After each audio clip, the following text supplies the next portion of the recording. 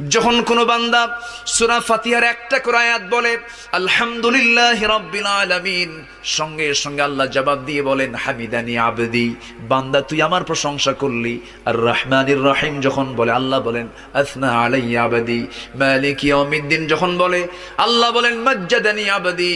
এরপরে যখন বলে ইয়াকা না'বুদু ওয়া ইয়াকা নাস্তাঈন পর্যন্ত যখন বলে আল্লাহ বলেন বান্দারে তুই আমার কাছে কি চাস, প্রাণ খুলে চারে বান্দা।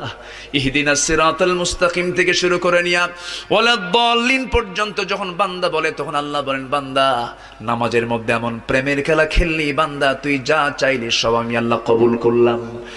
ওই বান্দা যখন রুকুতে যায় আল্লাহ তখন অস্থির হন।